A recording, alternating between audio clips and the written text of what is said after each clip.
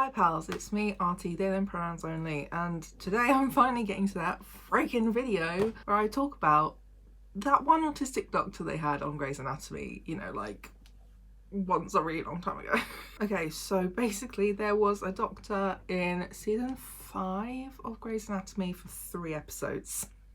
Her name was Dr. Dixon, full name is Virginia Dixon, and she was a cardiosurgeon. I feel like this was maybe my first experience of watching a canon autistic character on TV, and I came to this show quite late. I honestly don't know how long ago this show started, but I was probably very young when it actually started. But I do remember starting to watch Grey's Anatomy in maybe my 2nd or 3rd year of university. I don't remember it having a huge impact on me at the time, just sort of like a, oh, okay, cool, because I had a couple of autistic friends by that point and still just didn't really know anything much about autism overall, generally, etc. So I thought it would be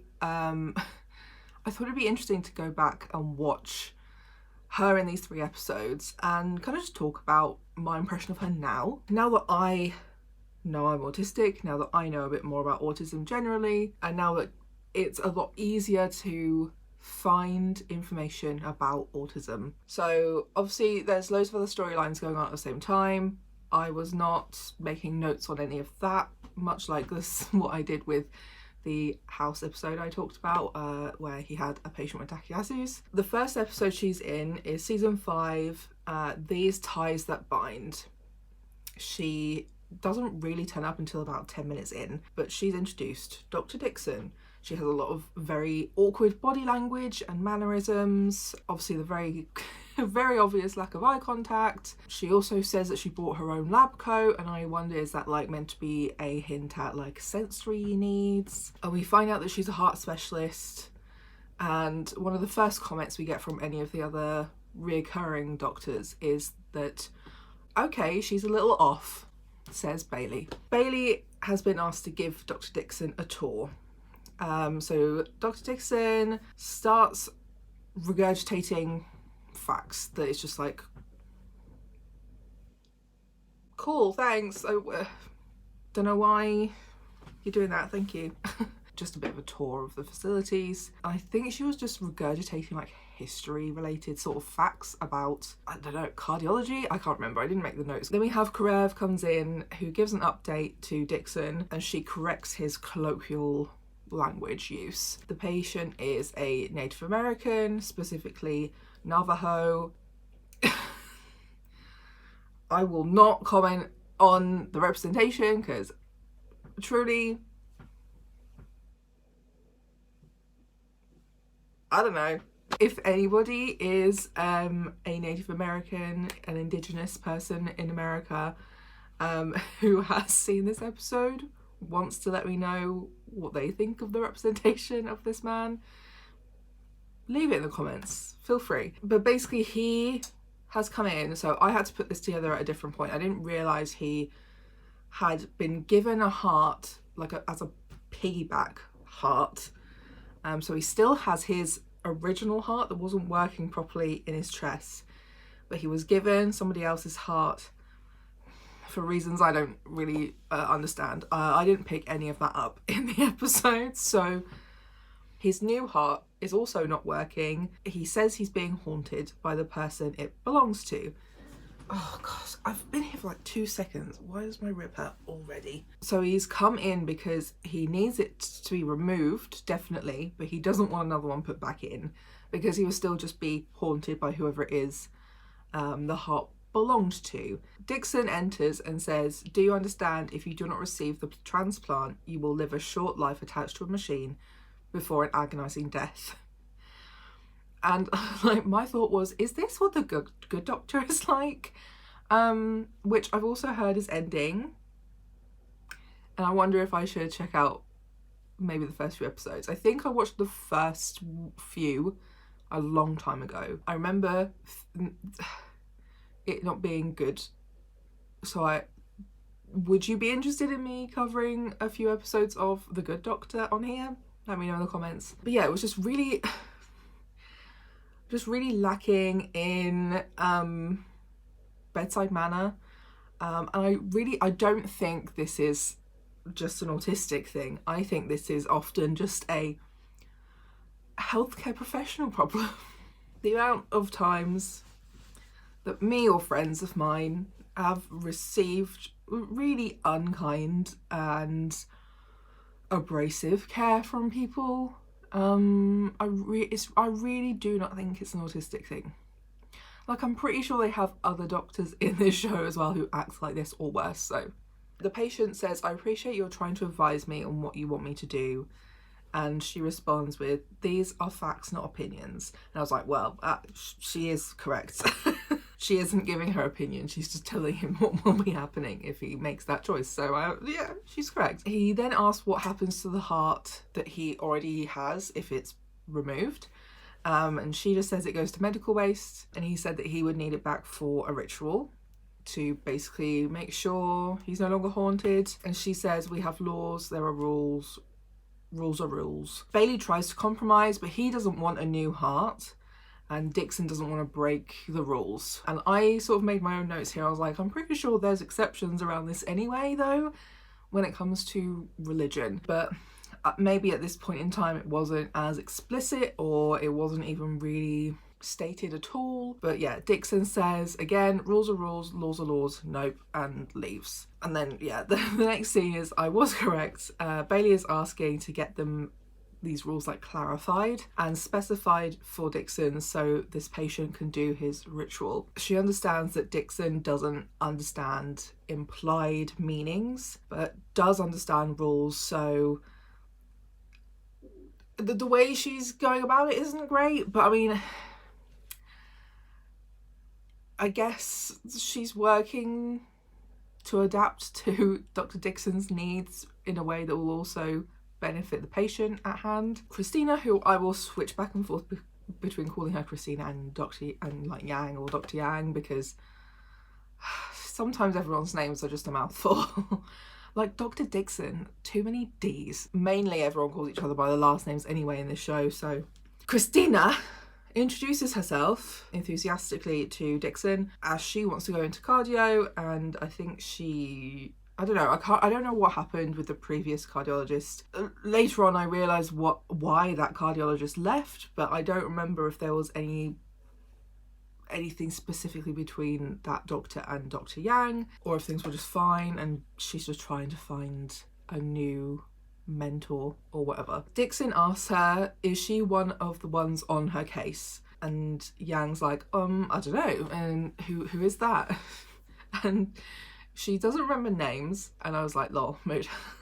Dixon doesn't remember anyone's names. So her descriptions are not good. I mean, they could definitely be worse. Her descriptions are the black one, the male one, and the one with the yellow hair. You know, because like, that doesn't help at all. There are lots of black doctors in this show over the years. She doesn't specify it's a woman, but I guess by saying the male one, she means the rest of them are not. But there's a few men. I don't know. Dr. Yang says, no, she's not one of them. And Dixon says, then why are you talking to me? And I was like, Jesus Christ. And I was like, thinking, you know, Christina Yang is not dissimilar to a lot of these traits herself. However, yeah, there were elements to that exchange that are really uncomfortable, that even though Dixon is a disabled person, she is a white woman, and she is above Dr. Yang in like position and stuff, and experience in the hospital. And obviously Dr. Yang is an Asian woman and still training, so that exchange feels not good. And then I noted at this point that Dr. Dixon has her hair pushed back off of her face, and I wondered, like, is that like also another sensory hint? And then this is when I realised, oh, Dr. Han, who was the previous Han, Han. They say Han over there, but Han. Dr. Han, who was the previous cardiologist, left because she was dating Callie and they had a fight. And Christina finds this out. So then we're in the surgery. Karev compliments Dr. Dixon's skills at cardiology. He says that she's the fastest worker he's ever seen. Bailey disclosing the new rule she's gone and had clarified. Dixon asks if anybody else knows about the rule, and Bailey said the chief knows, it's his rule. Dixon says to Karev, make sure that we follow with the chief's rule. And then she just goes, I'm going back to work now. The patient's heart is beating on its own. And my notes are like, he just still had a heart in there. What's going on? They didn't remove the original heart because I just didn't pick any of that up. But yeah, his original heart starts beating. And everyone's like shocked. After the surgery, obviously, his original heart's beating now, is working. And Dixon says it's very atypical. She says that his heart has 6 years to rest, so this is probably why it started beating again when they removed the donor heart. Dixon then sort of starts nerding out on this because obviously cardiology is her special interest. Hearts are her special interest. But she's nerding out because this is something she's read about before, but never something she's seen before in all of her experience of being a surgeon. And the patient says, oh, you have your beliefs, I have mine. And she says, I don't have beliefs, I have science. And he says, science is a belief in only what you can see and touch. I believe in more. Izzy then delivers him the donor heart, and they talk a little bit about the cleansing of ghosts. Bailey compliments Dixon on her work that day quite awkwardly, and she says, I only have one real area of interest, the human heart. I love it. I like its regularity, predictability, and this is me paraphrasing a little bit. Every area has a function, every function has a movement. I like the colour, it's comforting. Are you familiar with Asperger's syndrome, Dr. Bailey? And Dr. Bailey says, of course, significant impairment during social situations. Long pause. Dixon says, I'm not good at cues like sarcasm, condescension, but I do know when I'm being manipulated and I do know when I'm being made fun of. I don't think I like this hospital very much. As she exits the elevator, I don't think I like this hospital at all. My note is, and welcome to working in healthcare as a disabled person. I got one thing straight there. And that's the end of that first episode with her in it. I think so far, I don't think it's terrible. I do think it's a little bit abrasive at times, a little bit too over the top, a little bit put on, but I definitely have seen worse, and as we all know, my thoughts and opinions on Asperger's specifically, but as I said, this is quite old. So moving into the second episode, which is a few later, called All By Myself. Dr. Yang was the one that everybody picked to do a surgery, but she's out of the running for whatever reason, because I didn't watch the episode. So she has to pick the next person, who then also gets to pick a fellow to participate in this surgery as well, because all of the interns are currently banned from practicing because they were practicing on each other. As for the punishment, Chief Weber, I think it was, Dr. Weber, is signing Christina up as well to be on Dixon's duty all day, but also telling Yang to impress her, make her impressed with the hospital, because he wants Dixon as head of cardio. Everyone is then pestering Yang all episode, trying to get in on the surgery that she has to pick someone for. Yang is then off to find Dixon, who is signed in, but is nowhere to be found. So eventually she does find her at the surgery board, and Dixon wants the surgery spot that Yang has to choose somebody for. I genuinely thought she was going to pick Dixon for it.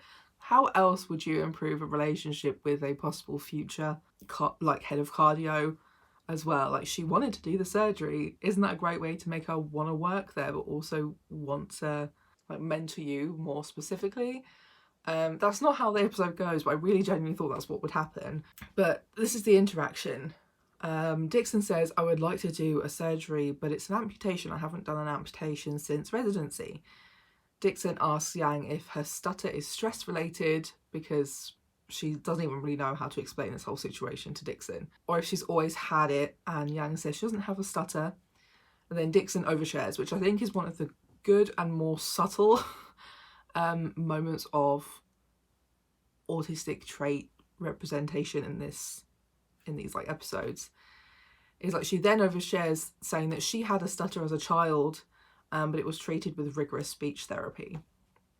And then back to the topic, she asks, what is this slot on the... why can't I read today? Why is this slot on the board blank? Then Yang does explain, and Dixon says, the chief asks you to choose from your peers. And Yang says, yes, ma'am. And it's hard to tell what response this is from Dr. Dixon, but she kind of gives like, I read it as like maybe an empathetic grunt, but also maybe like an overexcited grunt of like, oh, you could choose me for it. But I don't know. We are then in on the surgery Shepard and Dixon are doing with Yang and Karev. Something goes wrong with the brain and it changes colour. I have no idea. That's Shepard's problem. Dixon says that there's been a carotid dissection. Dixon explains explicitly what happened.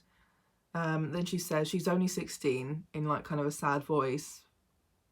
And there's a little pause. And then she goes, she's a good candidate for organ transplant. I mean, like, I guess it's better you're saying this among your workmates rather than the family, but fuck.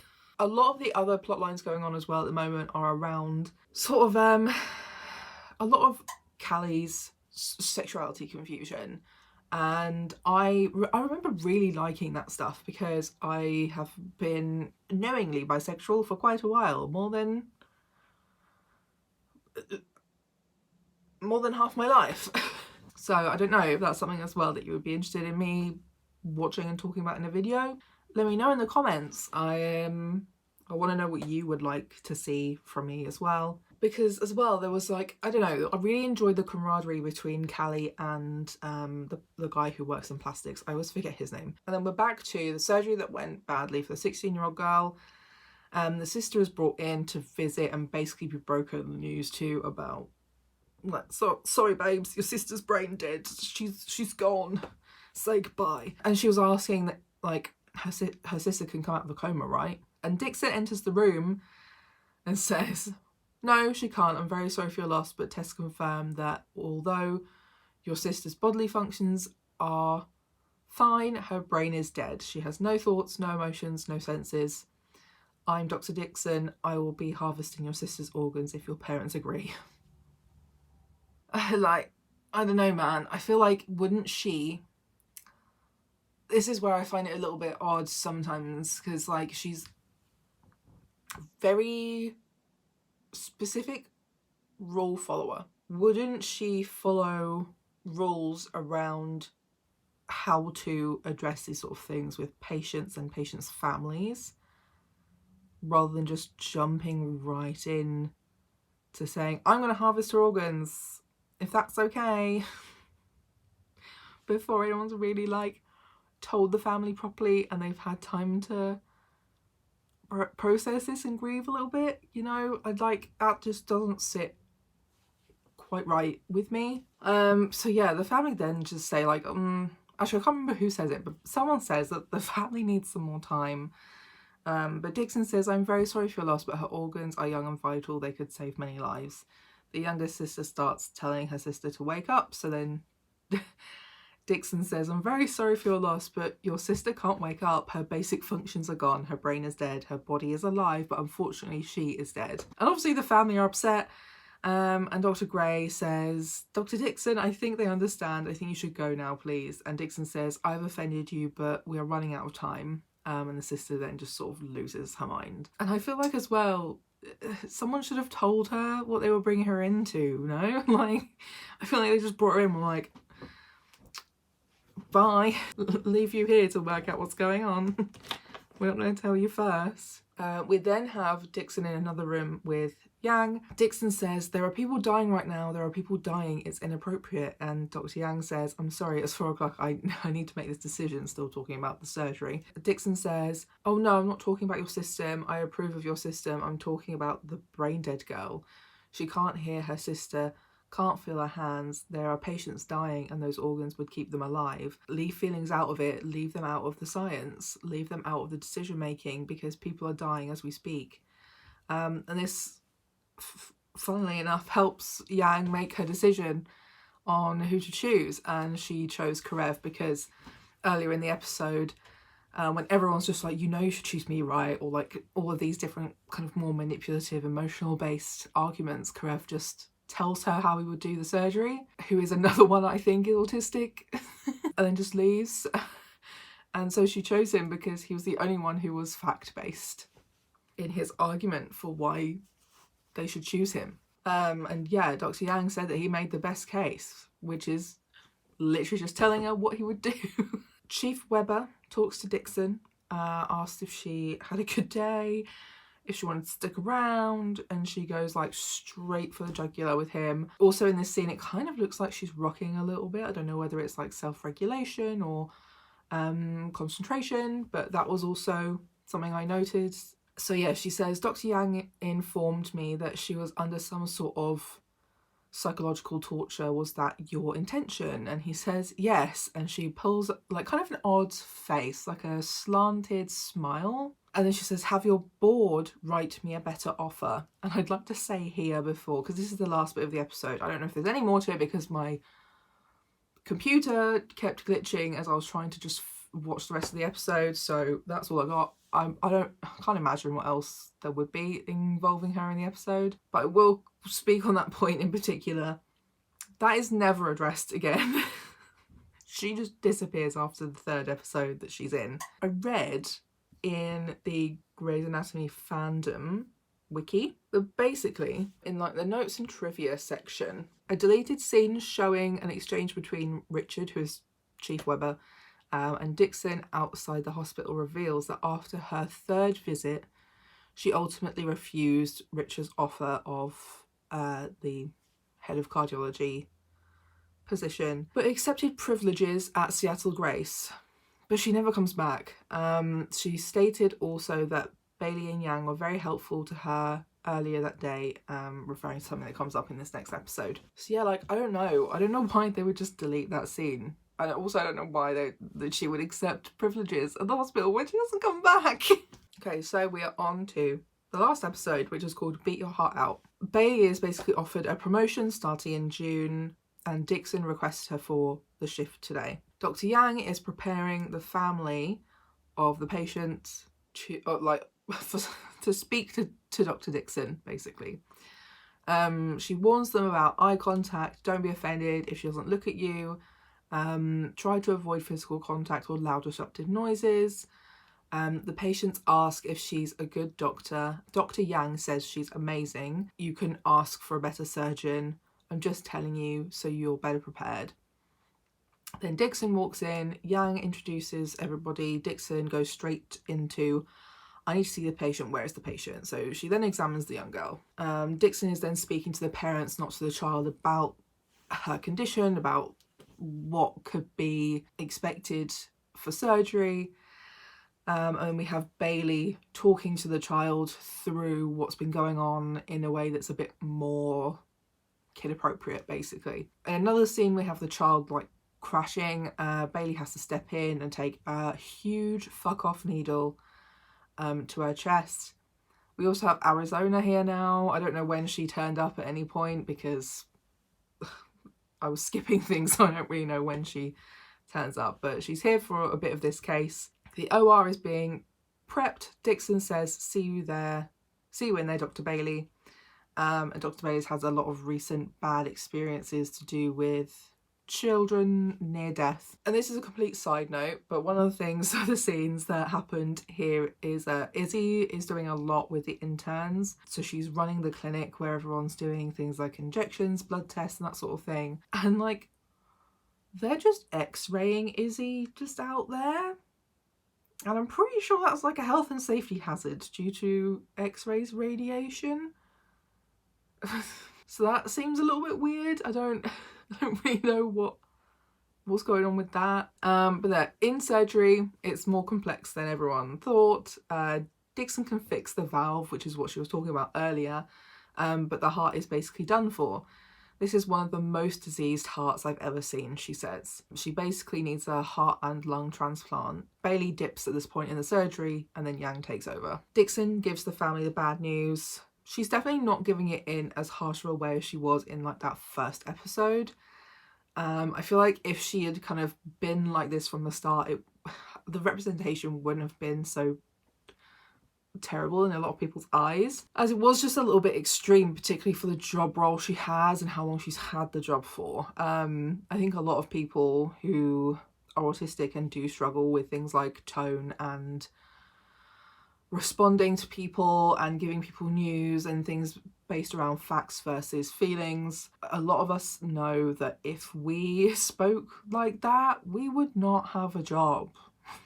I appreciate the more softened version of this. It's still direct and factual, but she's not as like, I don't even know how to like explain it. It was just so, it was very abrupt before without really thinking about the patient's response in that moment. Then she asked where Dr. Bailey went. Bailey comes in with her idea of for the kid to have like a backpack, so she's not always going to be in hospital forever until she gets this transplant. But she didn't talk to Dr. Dixon first, so it's all very overwhelming for Dixon. Everyone's suddenly being very loud and very happy. They shake her hand, they even hug her.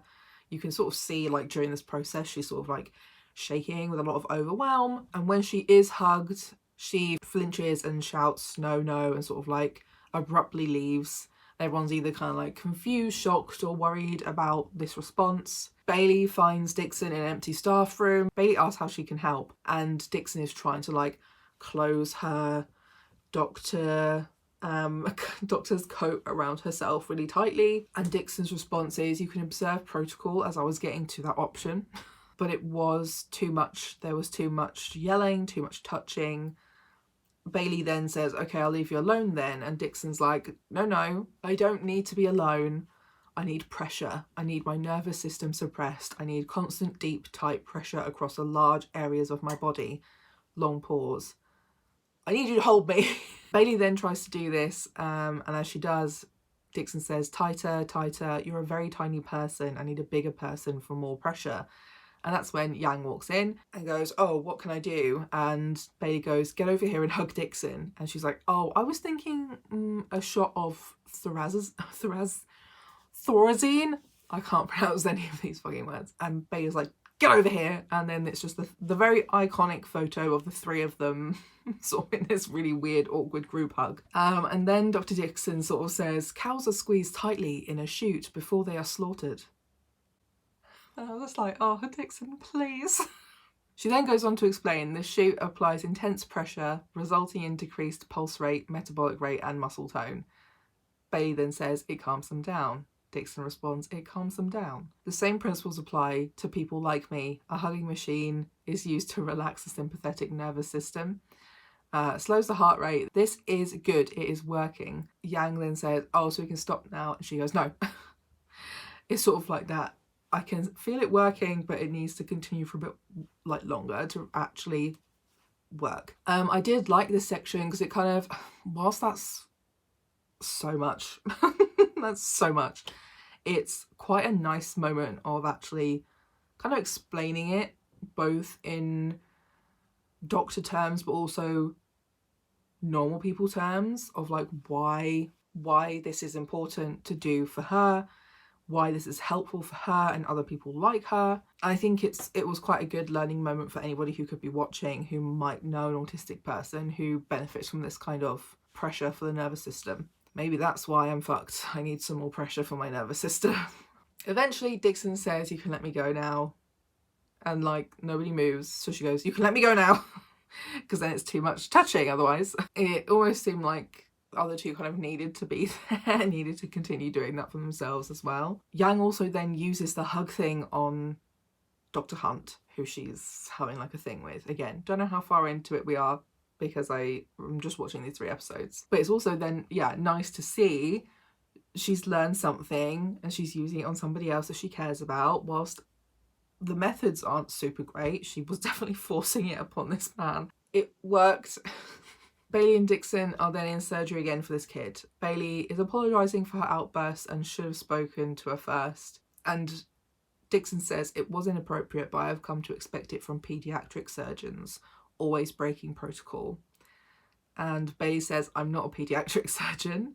And Dixon then reels off the list of things that she's noticed working alongside Dr. Bailey that to her fit a lot of paediatric surgeon traits. I also think these are things that Bailey was surprised that she noticed, because I think a lot of people don't realise how observant autistic people are. They think that they are off in their own world or oblivious to everything, and actually a lot of the times it's the opposite. A lot of autistic people are very hyper aware of everything going on around them, and that's kind of half the issue. Like, she talks about things including like the way she spoke to the child about the surgery and stuff, and she says that she's a paediatric surgeon again, and Bailey even bedazzled the bag for the kid to use, and that's literally it. There's no goodbye. Which is why I then looked it up and found all that stuff on the wiki. There's no goodbye to this doctor. She never returns again. I think as well there's a really interesting note on the wiki, because as well, I didn't watch this when this came out, so a lot of things are like that may have happened in the media or online, I have no idea about. So it says under the notes and trivia again, the character of Dr. Dixon has been criticised for not being truly representative of Asperger's syndrome, as many of her traits appear too similar to autism. Lads. Lads, if you don't have autistic traits, what is Asperger's? Because like part of me is trolling a little bit there, but also part of me has a genuine question. What does that mean? Because the rest of the note here as well says, like, even though both are part of the autism spectrum, they were thought to be different and distinguishable. Since airing, however, it has been deemed that there is no significant difference between Asperger's and autism, and now Asperger's as a diagnosis has been removed from the DSM, instead being covered under the diagnosis of autism spectrum disorder, or now it's kind of moving into autism spectrum condition, which, what's the difference between condition and disorder, babe? Please. But like, yeah, genuinely,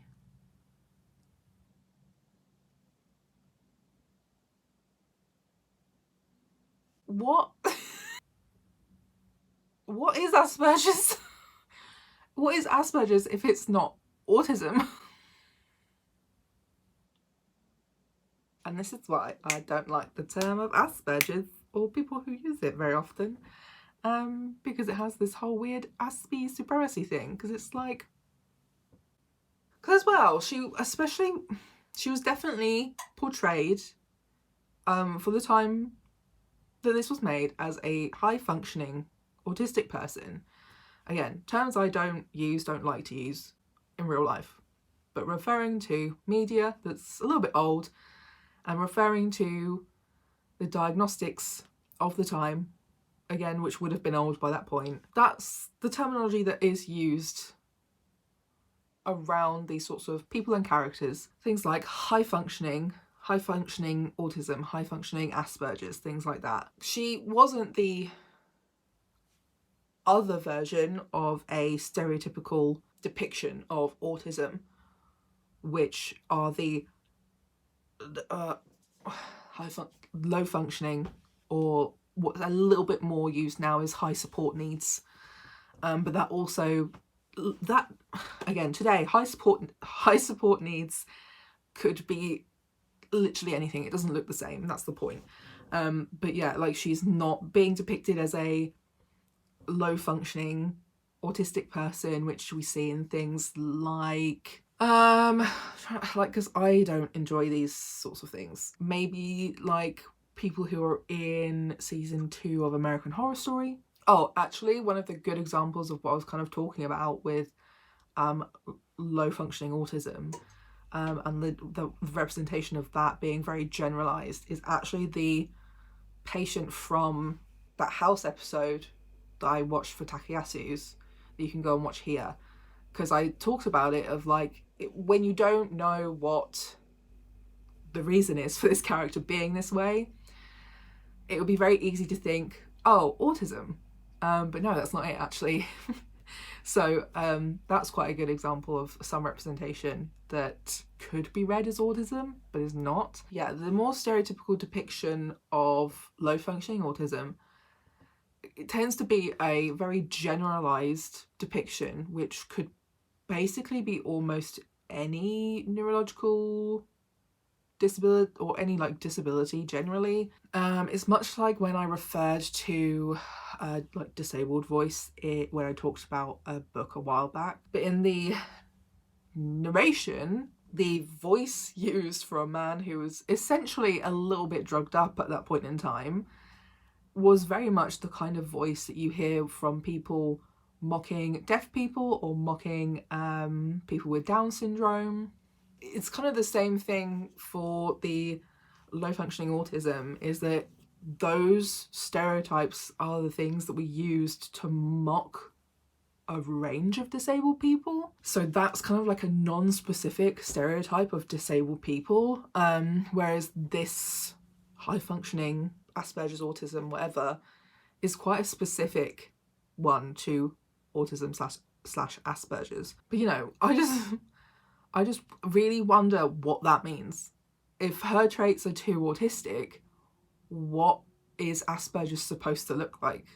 And maybe that's the main reason why Asperger's was removed from the DSM, and it's all just variations of experiences of autism. But yeah, so like my general final thoughts, which I haven't written up, these are just off the fly. I really don't think the representation's as bad as I thought it was going to be. I think it's a benefit that it was a woman, because I still feel like we don't often see canon autistic women in TV and film or any media generally. If you would like to see some autistic women in books, Talia Hibbert's series. I only read one of those books, but basically because of who's autistic in it, the other books are also kind of autistic too. I enjoyed it. Not a lot of other people do enjoy it for different reasons. And as well, I haven't read the other books, so I can't specifically comment on those. That was one of my first experiences of reading an adult autistic woman and also an adult autistic man. There's 2 autistic main characters in that book, and also a love story. And I just felt, yeah, very, very seen by that book. So it's one that I will continue to recommend, because I do feel like I felt really seen by both of those characters, actually, for different reasons and variations. And the main character is a black woman and the love interest is a white man. For those interested, that's the main rep there. Can't remember what my point was now. Oh yeah, like generally we don't see canon autistic women. A lot of autistic men are always white. They've always already been diagnosed for most of their lives. And like, she's reasonably typical in presentation. I don't think this actor is autistic. I don't think there were any autistic people involved in the writing of it. I did try to look this up, of course, but the only things I could really find were vague claims that the actress is deaf and has migraines. I couldn't find a reputable source for this, and I couldn't find it on her personal social medias, so I cannot confirm that either of those things at all. If you find anything on that, feel free to leave the links down below. But I could not find anything that wasn't from like a blogger or like Reddit. If that's not correct, feel free to let me know in the comments. But I really can't imagine that being a thing back then. And I just kind of think her character was done a little bit dirty as well. She came in to teach people about autism and then didn't even get a goodbye. Most most characters, even if they're only there for a short while, get like a goodbye. I think especially because they were trying to get her to become head of cardio. It's weird that they just cut that scene. And yeah, I think as well, considering how progressive that show has been and has improved with over the years, I think this is a thing with a lot of programs generally. The ones that usually seem quite diverse and forward thinking usually still forget disability, or their versions of disability are side characters, short-term characters. In medical settings, obviously the patients who you don't usually see again. I think, as usual, my general disclaimer of any representation is that it's any representation made, even if it's made by the person in that community, it's never going to fit everybody in that community. So whilst there are some things I think could have done better, and I think it would have definitely benefited from some own voices, writers, or even just like consultants for it, I don't think it's that bad. I think there's definitely worse. I've heard a lot worse for The Good Doctor. I've seen a lot worse generally elsewhere.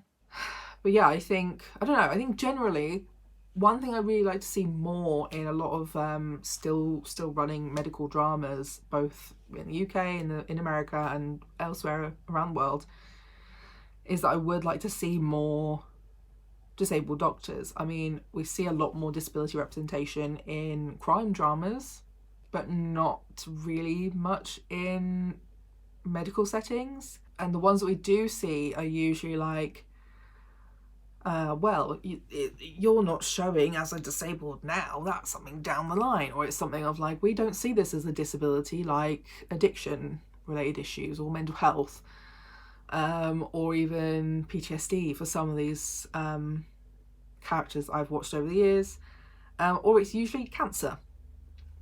We don't really see doctors with physical disabilities, we don't really see doctors with chronic illnesses that actually impacts them a lot at the time, and we don't really see canon neurodivergent doctors, and I would like to see more of that, because yeah, like I said, one thing that I really liked about this representation was the way that she was like, I don't like this hospital because you're all trying to manipulate me, laugh at me, and bully me. And I think that's one of the really big issues in medicine around the world, is that it's really hard to get into as a disabled person because everyone's so ableist. Everyone, the setup is not adaptable for disabled or chronically ill or neurodivergent doctors, which is probably why a lot of people who do make it through, who might be disabled, neurodivergent, chronically ill, burn out really fucking quickly. I do follow a few people who have Crohn's or colitis who either are or used to be medical professionals, and how difficult that is for them. I'd like to see a lot more of those sorts of things as well in medical dramas. Sorry if anyone's looking for a multiply disabled, chronically ill, neurodivergent, own voices person to come and discuss ideas that you will pay me for. But also, if you're looking for the extras for those that you would like to pay me for, I am available. And it will be really good because it's my life. Yeah, still waiting for those parts of TV to catch up, you know? It's not as bad as I thought it was, not as bad as a lot of other representation is or can be. And I don't know, I guess it was one of those minor representations that slowly opened doors for more autistic characters to be on screen. But I'm still waiting for the door to be open for more autistic people to be playing those autistic characters. Because yeah, most of the things I talk about when I'm discussing particularly autistic characters that are canon autistic characters, they're never played by an autistic person. There's a show I've just finished watching, the series that are available anyway, based in France, where they definitely did more by having autistic writers and readers and giving feedback on the script and stuff, and the actor working with autistic people, but the actor is not autistic. And yeah, I think I will make a video on that eventually as well, because I've a lot of notes, so I need to actually make those into a script properly. And that's another one that I don't think is a bad representation necessarily, just kind of disappointing that it's a show coming out now that's still not hiring autistic actors to play the autistic roles. And then a few other things are a little bit disappointing, but a lot of things that I did actually really enjoy and appreciate in that show. But again, that's a crime drama. That's a crime drama. That's my video for this week. I hope you enjoyed it. Let me know if there's anything else in any kind of TV show, film, or whatever you'd like me to talk about on here, whether it comes to queerness, gender, disability, of all the varieties. Let me know, and if it's something that I feel like I can or would want to speak on, I will do it. Yeah, I have a few other things coming up that I'd like to do. There's definitely a few episodes of Call the Midwife that are or can be quite decent when it comes to disability representation, especially the first episode of this year, to be honest. So I may discuss that one in the next few weeks, maybe, if I can find it again to watch it and make notes. So yeah, just let me know if there's anything you particularly would want me to check out, and what reason that is, so I know what I'm looking for. Don't forget to like, comment, subscribe, share my videos as well. Watching my videos is really helpful at this point too, to help with the whatever it is, watch time, to meet partner. That's it from me this week, so I'll see you next week. Bye.